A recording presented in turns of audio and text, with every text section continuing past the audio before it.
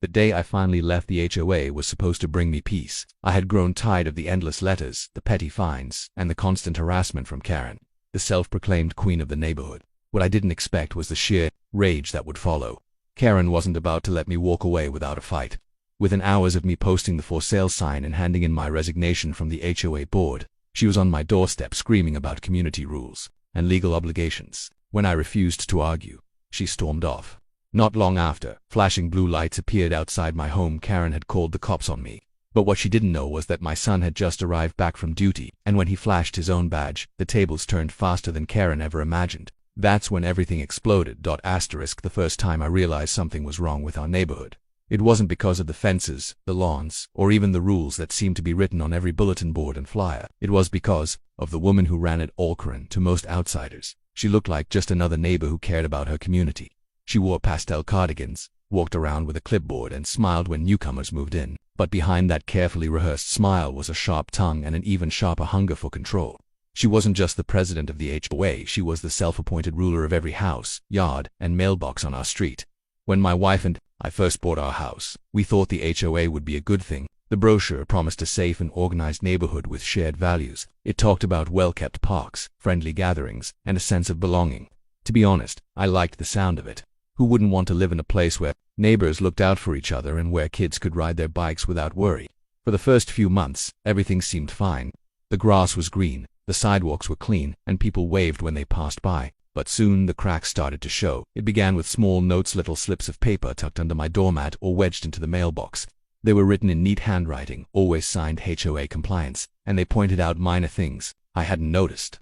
Your trash bin was visible from the street for 12 minutes past collection time. Your mailbox flag is slightly bent. Please replace it. The grass on the right side of your walkway is 1 inch too long. At first, I laughed them off. I thought it was just overzealous rule-keeping, maybe even a joke. But the letters kept coming, week after week, each one a little more demanding than the last. Then came the fines. They weren't huge at first, $25 here, $50 there, but they added up quickly. Once, I was fined $100 because my teenage son parked his car facing the wrong direction on the street. Another time, we were fined because my daughter had chalk drawings on the sidewalk in front of our house. They weren't obscene or inappropriate, just flowers, rainbows, and a few smiley faces. Karen claimed they disrupted the uniform look of the neighborhood. When I tried to contest the fines, the board, led entirely by Karen and her closest friends, brushed me off with smug smiles and legal jargon. By then, I had started attending HOA meetings. I thought if I joined, maybe I could make a difference. Maybe I could be the reasonable voice in the room. That was my first mistake. The meetings weren't discussions. They were sermons delivered by Karen.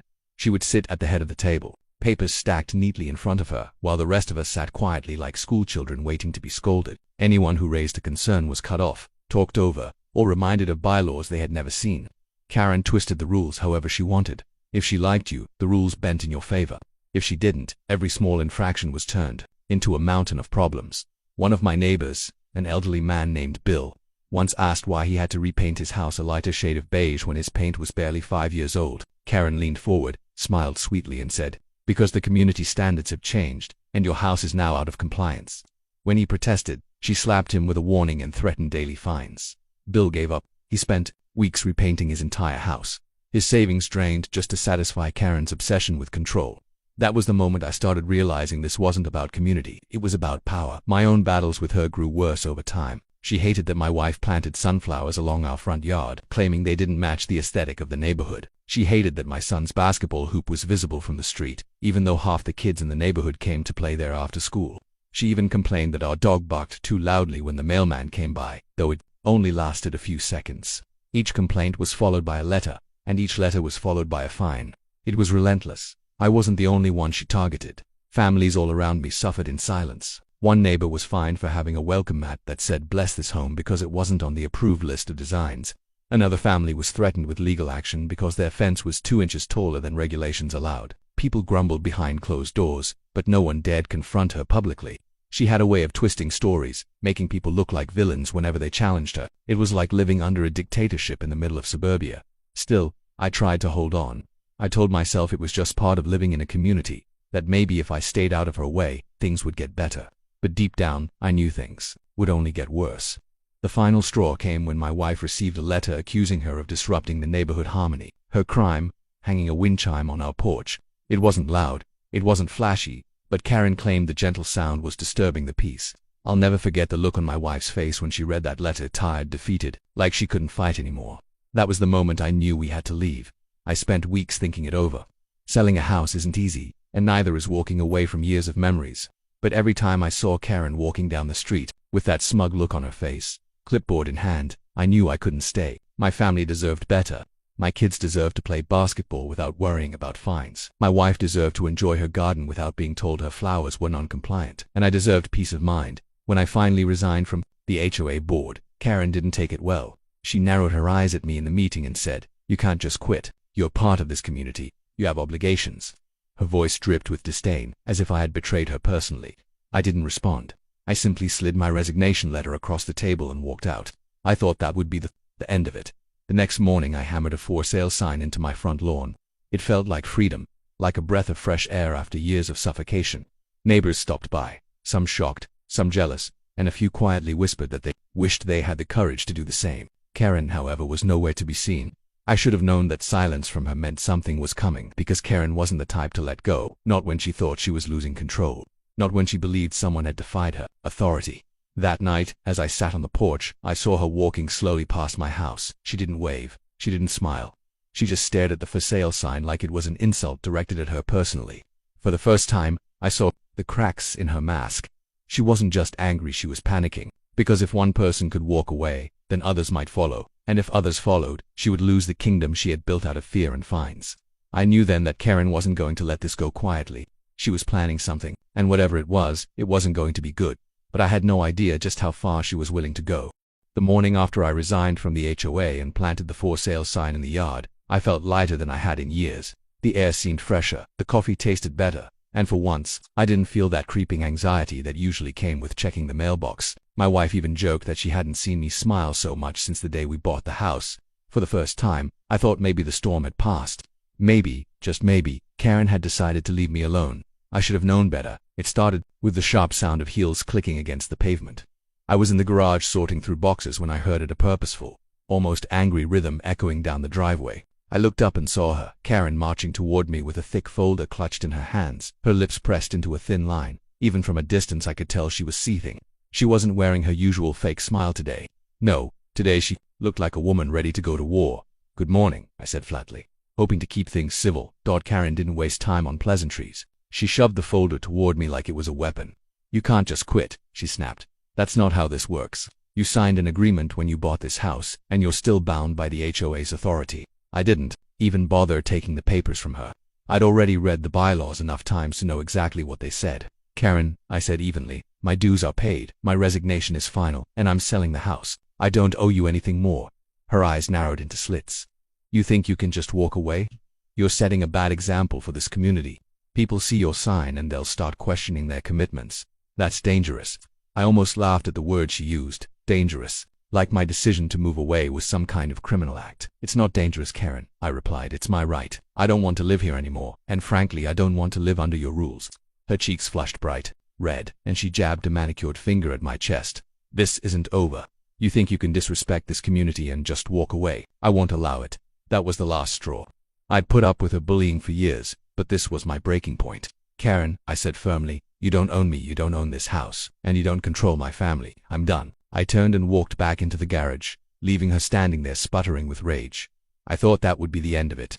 I thought maybe she'd stew for a while and then move on to her next victim. But a woman like Karen doesn't take rejection well. She thrived on control, and the fact that I had slipped out of her grasp was something she couldn't tolerate that afternoon. I was inside packing up books when I noticed movement through the blinds. At first, I thought it was just the usual kids riding their bikes down the street. But then I saw the flashing lights. 2 police cruisers pulled up in front of my house, their red and blue lights cutting across the street. My stomach sank. I couldn't believe it. By the time I stepped outside, neighbors had already begun gathering on their lawns. Some whispered to each other, others just stared, their faces full of curiosity. And there, right in the middle of it all, was Karen. She stood proudly with her arms crossed, pointing at my house as if she had just caught a criminal red-handed. The officers stepped out of their cars and walked toward me. Karen launched into her performance before they even asked a question. "There he is," she cried dramatically. He's refusing to comply with the community's bylaws. He's abandoned his obligations, and I have reason to believe he's violating contracts that affect the safety and harmony of this entire neighborhood. I stared at her in disbelief. Are you serious right now? I asked, my voice carrying across the yard. Karen ignored me and turned back to the officers. He's causing disruption. He can't just leave the HOA. He's legally required to fulfill his duties, and if he doesn't, it's going to affect property values for all of us. You need to do something about this. The officers looked at each other, clearly confused. One of them pulled out a small notepad and asked, "Sir, can you explain what's going on?" I raised my hands trying to keep calm. "Officers, I haven't broken any laws. I resigned from the HOA board, and I've listed my house for sale. That's it. I haven't abandoned anything. I'm fully paid up, and I'm within my rights to move out." Karen cut me off, her voice shrill. "He's lying. He's trying to skirt his responsibilities. I demand you hold him accountable." The crowd of neighbors murmured, shifting uncomfortably. I could tell that many of them thought Karen had gone too far, but no one dared to speak up. They'd all been victims of her wrath at one time or another, and they weren't about to paint targets on their backs by defending me. One of the officers cleared his throat. "Ma'am, HOA bylaws aren't criminal law. We can't arrest someone for leaving a homeowners association." Karen's eyes widened, and she quickly changed tactics. "Then fine him. Cite him for public disturbance. He's refusing to cooperate, and he's endangering the neighborhood's structure. This is negligence." I couldn't help it. I actually laughed. The absurdity of it all was too much. "Karen, are you listening to yourself? You called the police because I put up a for sale sign. That's not a crime." The officers didn't laugh, but I could see the corners of one of their mouths twitching as if he was holding back a smirk. They were starting to realize just how ridiculous this situation was. But Karen wasn't done. She stepped closer to them, her voice dropping low, trying to sound authoritative. "If you won't do something, then I'll escalate this myself. I have the authority to enforce community rules, and he's refusing to follow them." The taller officer sighed, rubbing the bridge of his nose. "Ma'am, your authority doesn't extend to criminal law. We're here to enforce the law, not HOA regulations. If this is a civil matter, you'll need to handle it through the courts, not through us." Karen's face twisted into a scowl. She wasn't used to being told no. She wasn't used to people standing in her way, and now, in front of a crowd of neighbors, the police were essentially telling her she had no power. I could almost see her pride crumbling, piece by piece. I took a deep breath and decided to make it clear once and for all. "Officers, thank you for your time. I appreciate you coming out, but as you can see, this is just a personal vendetta. Karen has been harassing me and my family for years. I'm not breaking any laws, and I have no intention of causing trouble." The shorter officer nodded. "Understood, sir. We'll make a note of it." Then he turned to Karen. "Ma'am, if you continue to misuse emergency services for non-criminal matters, you could face charges for filing false reports. Do you understand?" For the first time, Karen was speechless. Her mouth opened and closed, but no words came out. The crowd watched, whispers spreading quickly as they processed what had just happened. As the officers returned to their cars, Karen finally found her voice. "This isn't over," she shouted, her voice cracking with anger. "You'll regret this, you all will." And with that, she stormed off, her heels clicking furiously against the pavement. I stood there, stunned but relieved. The flashing lights faded as the cruisers drove away, leaving only the murmurs of the neighbors and the distant sound of children playing. I knew this wasn't the last I'd hear from Karen. She wasn't the type to back down easily, but something had changed that day. For the first time, the entire neighborhood had seen her overstep her power in full display. For the first time, people saw her not as a leader, but as a bully desperate to hold on to control. And I couldn't shake the feeling that this was only the beginning of a much bigger fight. The neighborhood was still buzzing after the cops drove away, but I barely had time to collect my thoughts before the sound of another engine rolled up the street. It wasn't a patrol car this time. It was my son's Jason's silver sedan, pulled into the driveway just as the last of the neighbors started to drift back into their homes. He had just come off duty, and though he wore a casual jacket over his uniform, the way he carried himself gave him away instantly. He had the same posture he'd always had since joining the force, alert and ready for whatever situation he walked into. Jason stepped out of the car and squinted at the crowd. His expression tightened when he saw the cluster of neighbors, still watching from across the street, and Karen pacing on the sidewalk like a lioness who had been denied her prey. "Dad," he asked, his voice low but full of concern. "What's going on here?" Before I could answer, Karen pounced. She stormed toward Jason as if she had just found the perfect ally. "Oh, thank goodness you're here," she said, her tone suddenly sweet, almost desperate. "You must be family." "Yes. You need to understand what your father is doing. He's abandoning his obligations to this community. He can't just resign. He can't just sell his house and walk away. It's against the bylaws, and it's destroying the harmony of the neighborhood." Jason's eyebrows furrowed. He looked at me, then back at her, then at the for sale sign still staked firmly in the yard. "You called the cops on him?" he asked bluntly. Karen stiffened. Of course I did. Someone has to uphold the rules. He's undermining everything we've built here. If I don't act, this entire community will collapse. She looked around at the neighbors, hoping for their agreement, but most of them avoided her gaze. They had already seen enough of her theatrics for one day. Jason crossed his arms. He didn't raise his voice, didn't make a scene, but his presence alone was commanding, and Karen seemed to realize, too late, that she had made a mistake approaching him. "Ma'am," he said, his tone steady, "my father hasn't committed a crime. HOA rules are not criminal law. The police had no business being dragged here for something like this." Karen flinched as if he'd slapped her. "Excuse me, how dare you speak to me like that? I am the president of this HOA. I have the authority to enforce these rules." "And your father," Jason interrupted her with a sharp shake of his head. "No, you don't. You don't have authority over him, over me, or over the law. You might run this HOA, but you don't run this street, and you definitely don't run this family." The words seemed to echo across the lawns. A few of the neighbors actually nodded subtly, as though someone had finally said what they'd been afraid to. But Karen wasn't ready to back down. Her voice grew louder, more desperate. "You don't understand what's at stake. If people like him start walking away, everything will fall apart. Do you want this neighborhood to become chaotic? Do you want trash cans left out, grass growing wild, children drawing all over the sidewalks? That's what happens without order. That's what happens without me." Jason stared at her for a long moment, then slowly reached into his jacket. The crowd went silent. Karen's eyes flickered with curiosity, then confusion, and finally horror as Jason pulled out his badge. He held it up just high enough for everyone to see. "You want to talk about order," he said quietly. "I enforce real order, not petty power trips, not fake rules written so you can feel important. Real law, real justice. And what you're doing calling the cops on innocent people, harassing families, it's harassment. It's abuse of authority. And it ends now." The gasp that rippled through the neighbors was almost audible. Karen's face turned white, then red, then white again as she tried to process what had just happened. She opened her mouth, but no words came out. For once, she was speechless. I stood a few feet behind Jason, watching it unfold with a strange mix of pride and relief. For years, I had fought my battles with Karen alone, always feeling like I was up against a wall I couldn't climb. But now, my son stood between me and her, not just as family but as a man with real authority she couldn't twist, manipulate, or override. Karen finally found her voice, though it was shaky. "Why, you can't threaten me with that badge. This isn't your jurisdiction.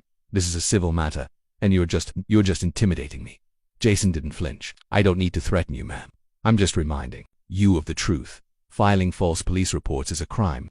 Wasting public resources is a crime. If you keep this up, you're the one who'll be facing charges, not him." He gestured toward me. "My father has every right to sell his house and leave this HOA behind. You can't stop him. And the more you try, the deeper the hole you're digging for yourself." The crowd was dead silent. Even the kids who had been giggling on the sidewalk earlier were frozen, their bikes forgotten as they listened. Everyone was waiting for Karen's reaction. She sputtered, her hands shaking as she clutched her folder of papers.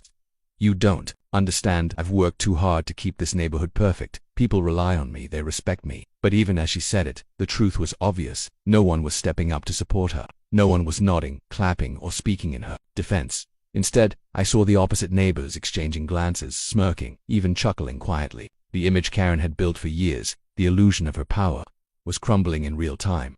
Jason lowered his badge and slid it back into his jacket. "Respect isn't forced," he said calmly.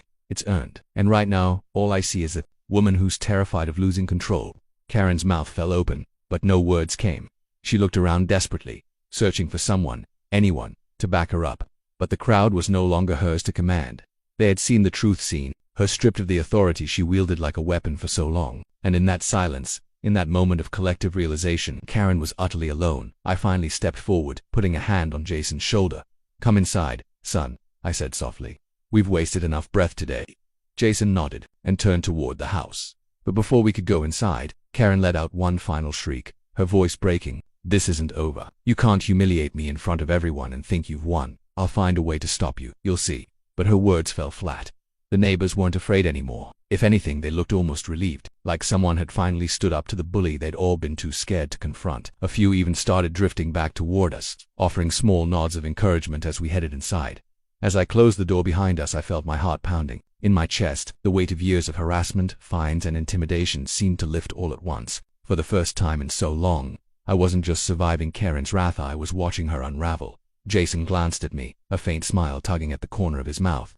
"Looks like you picked the wrong person to mess with," he said quietly. I chuckled, though the tension still lingered. "She's not going to let this go. You know, she's too stubborn. Jason shrugged. Then she learned the hard way, but she won't learn it by harassing you anymore. Not while I'm around. I didn't say it out loud, but in that moment, I felt something I hadn't in years. Safe. Not just because my son had the badge, but because Karen's grip had finally been broken. She could scream, threaten, and flail all she wanted, but the spell was gone, and the entire neighborhood had witnessed it. That night, as I sat on the porch with Jason, the street was unusually quiet. No clipboard in sight, no neighbors scurrying to hide their trash cans or measure their lawns. It was as if the whole block had exhaled at once, relieved that the queen had finally been knocked from her throne. And though I knew Karen wasn't finished, not by a long shot, I also knew she had finally met her match.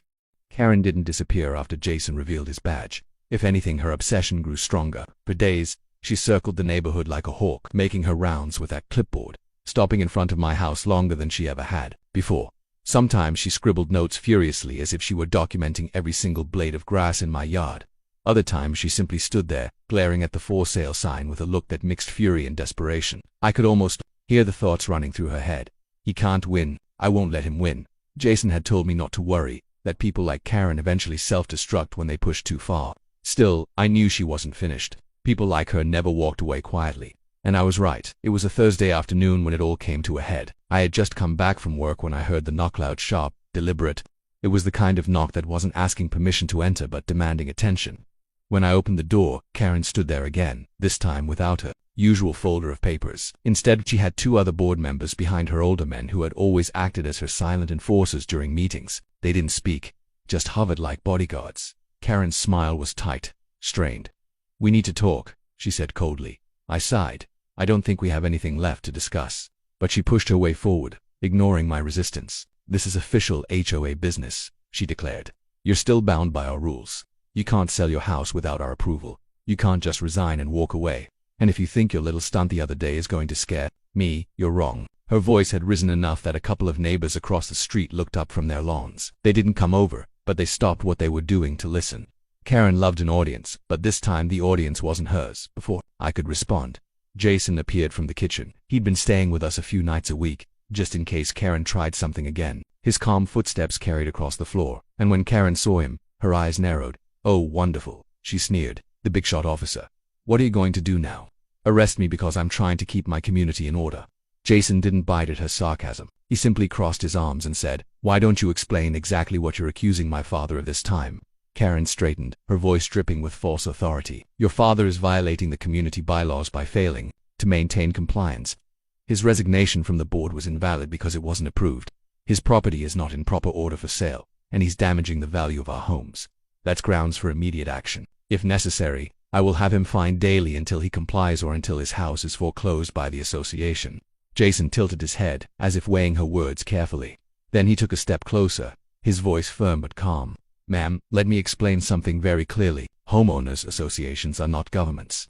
They don't have unilateral power. They operate through contracts that can be enforced civilly, not criminally. That means your authority stops at the edge of civil law. You can't threaten foreclosure without due process. You can't force someone to remain on a board they've resigned from, and you absolutely cannot call the police on someone for exercising their legal rights. That's harassment. And what you did last week was filing a false report. That is a crime." The two men behind her shifted uncomfortably, exchanging glances. Karen's face flushed with anger. "You don't scare me with your legal jargon. You think you can just throw around your badge and intimidate me. I know my rights." Jason didn't blink. "Good then. You should know that misuse of emergency services carries real penalties. If I filed a report stating that you harassed my father, backed up with witness testimony from the officers who came here, you'd be facing charges. If I documented your threats and constant harassment, you'd be answering to a judge. Do you really want to test that?" Karen's lips parted, but no words came. She opened her mouth, then closed it again, her bravado faltering. The two board members shuffled uneasily. For the first time, they looked less like allies and more like men, realizing they were standing on the wrong side of the fight. Jason softened his tone slightly, though it was still edged with authority. "Ma'am, this isn't about the HOA anymore. This is about your obsession with control. You're abusing your position, and everyone here sees it. Every fine, every threat, every unnecessary rule, you've turned this community into your personal kingdom, but kingdoms fall. And when they do, the people remember who pushed them too far." Neighbors were openly watching now. Curtains shifted, doors cracked open, heads peeked from porches. Karen had wanted attention, but she hadn't wanted this. The silence around her was deafening, broken only by the sound of a lawnmower shutting off down the street. Finally, she snapped. This isn't over. I built this community. I made it what it is.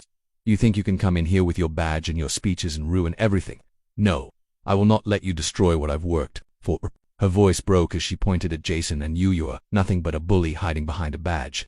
Jason shook his head slowly. No ma'am, I don't need this badge to stop you. The truth is enough. And the truth is, you've abused your neighbors for years. They're not afraid of me. They're afraid of you. But that ends today. One of the board members behind her finally cleared his throat. Karen, maybe we should go. She whipped around to glare at him. Don't you dare turn on me now. But it was too late. The spell had broken.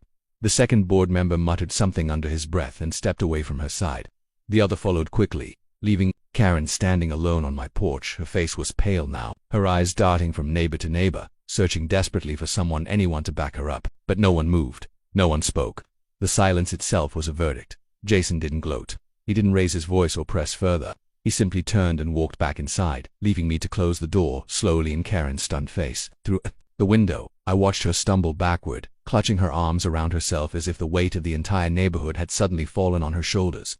The woman who had once ruled with fines and fear was now nothing more than a figure of pity and a cautionary tale. That evening, word spread like wildfire. Neighbors stopped by quietly, some just to nod in solidarity, others to share their own horror stories. One woman admitted Karen had fined her for leaving her car in the driveway overnight while she was visiting her sick mother in the hospital. Another neighbor revealed he'd been threatened with foreclosure because his fence was painted the wrong shade of brown. Everyone had a story, and now that Karen's grip had slipped, they weren't afraid to share them anymore. By the weekend, an emergency HOA meeting was called not by Karen, but by the members themselves. Jason didn't attend, but I did. It was the first meeting in years where Karen wasn't sitting at the head of the table. She tried to, of course, marching in with her usual authority. But this time the crowd didn't bend. They voted her out. Right there, her reign ending not with applause or resistance, but with the quiet certainty of people who had finally had enough when it was over. Karen stormed out, her heels clicking like gunshots against the tile floor. She didn't look at me, she didn't look at anyone. And for the first time, I realized she wasn't angry anymore, she was broken. As I walked home that night, Jason's words echoed in my mind. Kingdoms fall, and when they do, people remember who pushed them too far. Karen had pushed too far, and now her kingdom was nothing more than dust. The courtroom was packed, and the air inside carried a kind of tension you could almost touch. It wasn't just another neighborhood dispute anymore. It had grown into something larger. The story of Karen's crusade against me and the HOA had spread through town like wildfire, and everyone wanted to see how it would end. Reporters lined the hallway, cameras pointed at the entrance, neighbors whispered in the gallery, and even a few curious strangers squeezed in, eager for a glimpse of drama. For years, Karen had been the queen bee of our subdivision, dictating rules and pushing people around. But today, she wasn't in charge. Today, she stood as the defendant. I sat quietly with my attorney, feeling the weight of the moment. My son, Officer Daniel, was there too, his uniform crisp, his badge gleaming under the courthouse lights. He wasn't here as my son, but as a professional witness, called to testify about the day Karen called the police on me, only to be arrested herself for disorderly conduct and filing a false report. For all her arrogance, Karen never imagined that her desperate act of control would backfire so severely. The judge entered, and the room fell silent. The bailiff called the court to order, and the case was laid out for all to hear. Karen's attorney tried to paint her as a misunderstood woman, only trying to preserve order in her community. But the evidence stacked against her told another story. The false accusations, the harassment, the threats, the way she mobilized the HOA against MIT was all documented. My lawyer brought out emails Karen had sent, recorded phone calls, and even testimony from neighbors who finally came forward to share how she bullied them too. Daniel took the stand, steady and calm. His testimony cut through the noise. He described arriving on the scene that day, how Karen had exaggerated, twisted the truth, and tried to manipulate the police into forcing me back under HOA control. But then he explained how her behavior escalated, how she shouted at officers, resisted their instructions, and ultimately crossed the line into arrestable offenses. He didn't raise his voice or dramatize, it wasn't necessary. The facts were enough. Karen sat there fuming, whispering angrily to her lawyer, shaking her head at every statement. But the cracks in her mask were obvious. This wasn't the all-powerful HOA president anymore. This was a woman caught in her own web of lies. When her turn came to testify, she rambled about rules and protecting community standards. She insisted that I had betrayed the neighborhood by leaving the HOA, but her words didn't sway anyone. If anything, they showed just how deeply obsessed she was with control. The judge listened carefully, occasionally scribbling notes, his face unreadable after hours of arguments, testimonies, and evidence. The courtroom held its breath as he leaned forward to deliver his verdict. His voice was calm, but the weight of his words filled every corner of the room. Karen was found guilty of harassment, filing a false police report, and disorderly conduct. She was fined heavily, sentenced to community service, and ordered to step down from the HOA board permanently. The gasp from the crowd was almost as loud as her scream. Karen shot to her feet, pointing at me as if her finger could pierce through me. "This isn't over. You'll regret this," she shrieked before the bailiff escorted her out. For once, though, her threats carried no power. They sounded hollow, desperate, the words of someone who had finally lost everything she thought she controlled. After the trial, I walked out of the courthouse into the bright afternoon sun. Neighbors I hadn't spoken to in years came up to shake my hand, pat my back, and thank me for standing up. "You did what we were all too afraid to do," one man said, his voice full of relief. "You showed her that we don't have to live under fear anymore." Another woman hugged me tightly, whispering she made our lives miserable. "You gave us our peace back." But more than the relief of winning, more than the joy of being free from Karen's endless harassment, was the pride I felt watching my son. He had carried himself with honor, protecting the truth not because I was his father, but because it was the right thing to do. In that moment, I realized this battle had never just been about property lines, HOA fees, or stubborn rules. It had been about dignity, justice, and teaching Karen and anyone like her that people couldn't be bullied forever. The weeks that followed brought real change to the neighborhood. With Karen gone, the HOA was forced to restructure. New leaders stepped in, people who actually cared about the community instead of controlling it. The atmosphere around the subdivision shifted. Neighbors started holding barbecues, chatting over fences, and greeting one another with smiles instead of suspicion. The fear Karen had cast over the place was gone, replaced by a feeling of freedom we hadn't felt in years. As for Karen, I heard bits and pieces. She struggled to pay her fines, humiliated by her public downfall. She tried to sell her house, but her reputation made it difficult. Some said she moved in with a relative in another town. Others whispered she still lingered nearby, too stubborn to accept defeat. But whatever the case, she no longer held any power over us. One evening, Daniel came over for dinner, and we sat on the porch as the sun dipped behind the trees. The crickets sang, and the air smelled of cut grass. He leaned back in his chair, a small smile on his face. "You know, Dad," he said, "Karen thought she could run this place like a kingdom, but in the end she forgot the one rule she couldn't. Ben, justice always catches up." I nodded, looking out over my yard, the place that had caused so much conflict but also become the ground where I stood my tallest. "You're right," I said softly. "And sometimes, all it takes is standing your ground long enough for the truth to come out." The fight had been long, exhausting, and at times even frightening, but as I watched my neighbors laughing across the street, kids riding bikes without fear of Karen's complaints, and the freedom to enjoy my home without interference, I knew it had been worth it. Karen had lost not just her power, but her grip on the lives of everyone she tried to control. And I had gained something even greater: peace. The story of Karen's downfall became something of a legend in our town. People retold it at barbecues, church gatherings, and coffee shops. Some laughed about it, some shook their heads at her arrogance, but most simply felt relieved knowing that bullies, no matter how powerful they seemed, could be brought down. And every time I heard the story being told, I felt a quiet pride, not because I had one, but because I had stood up. Because, at the end of it all, that's what mattered most. For the first time in years, I felt free to enjoy my home, free to live without fear of harassment, free to build a life without constant battles. Karen had tried to break me, but instead, she had shown me my strength. And in her defeat, our entire neighborhood had found its voice. Again, if you enjoyed this story, make sure to like, share, comment, and subscribe to Bright Reality for more powerful real-life inspired stories that will leave you shocked. Stay tuned, your next favorite story is just one click away.